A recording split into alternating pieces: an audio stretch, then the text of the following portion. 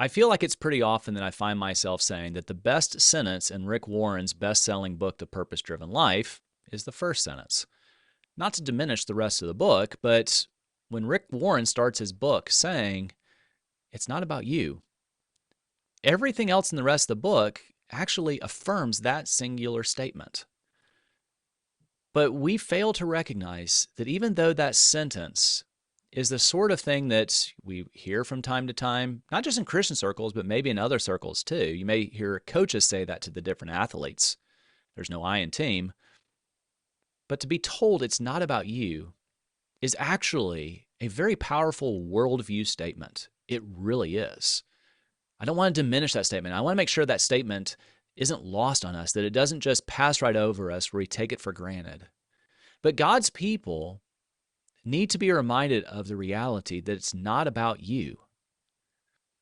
Like I said, that's a worldview statement. It's not just a trite truism.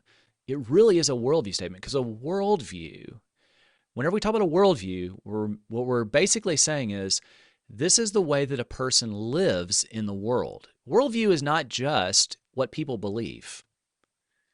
Those are doctrines. People believe doctrines. They have creeds. Regardless of their religion or even being non-religious, people have doctrines and creeds that they hold to be true. The worldview is the living out. It affects how we see and live in the world. Sometimes people call it world and life view. It's basically saying, the way that Francis Schaeffer does, that the worldview is the grid through which we see the world. I like that, this idea of a grid, that you're seeing the world in a bit of it's affected, try to imagine holding up a grid and trying to look at things through that. It's going to parse up what you're seeing into different quadrants. But to say that it's not about you, that singular statement truly should and would shape the worldview of anybody. But think about that from a Christian perspective. If it's not about you, and Rick Warren unpacks that, I think, pretty well throughout his book. If it's not about you, then who is it about? And obviously Christians believe it's about God.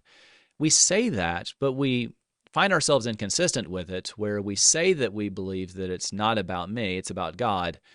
I give God all the glory. We say these different sort of Christian sort of lingo statements that it's about God, it's about Him and His glory, it's about Christ and His kingdom, and yet day in and day out, we live as though it is about me. I wake up in the morning and I know God is in control of all things. And yes, God being in control of all things certainly is in control of even the shoes that I put on today. All things means all things. And yet I wasn't thinking about God and His glory, and I wasn't thinking about God and His control when I was deciding what shoes to put on.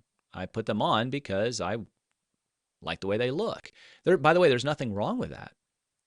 But I wasn't thinking about God. And there are honestly a lot of times that I even do what people would say, quote unquote, good things. But I'm doing them not because I'm thinking about God. I'm thinking about, well, this is what I'm supposed to do. And then sometimes I'm actually overtly selfish, consciously, tangibly, and practically. I tend to live as though it's primarily about me, and that other people are living in my experience more than I'm living in theirs, and certainly more than I'm living in God's world. That God is God and I am not. I need to be reminded of that. Now let's imagine for a second that I really believe it's not about me. It really is not about me.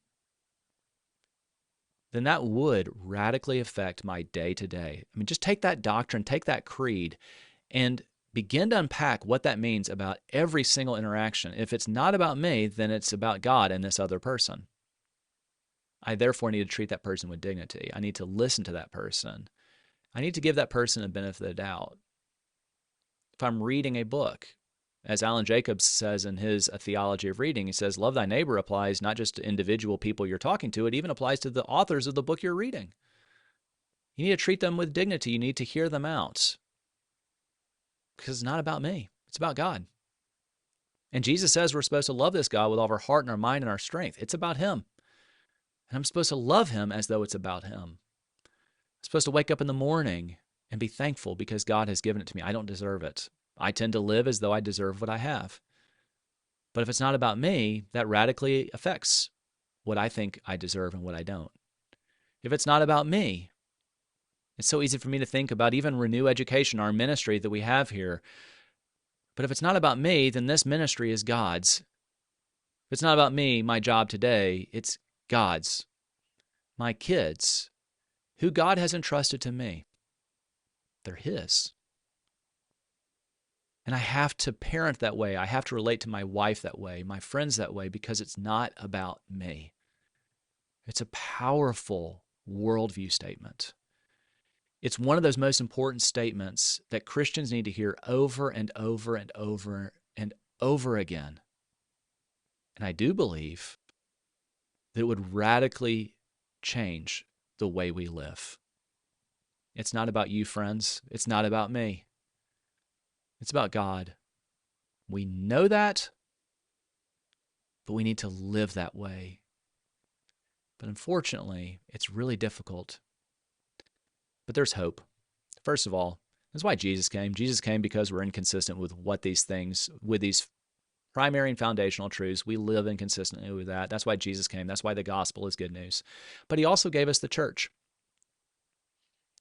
We're not supposed to worship God on an island just by ourselves, that we're supposed to be in community. And in community, we get those reminders. It's not about me. It's about the people I'm worshiping with. That's why God calls us into community with each other, so that we begin to see that the body is the goal, and I'm just a part of that body. Therefore, it's not just about me. It's about Christ and His kingdom. And I get to be a part of that body.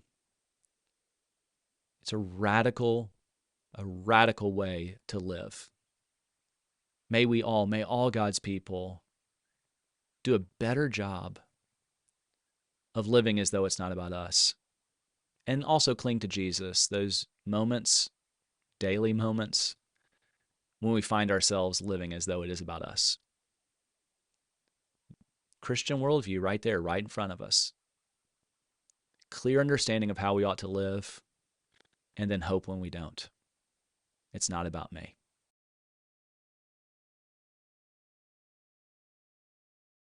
Thanks so much for listening to our show. If you like what you heard, subscribe, leave us a comment, or share with a friend. To find out more about Renew Education, visit our website at www.renew-education.org. Watch us on our YouTube channel for various podcast episodes, YouTube shorts, and Worldview Brieflies. And you can listen to our show wherever podcast episodes are found.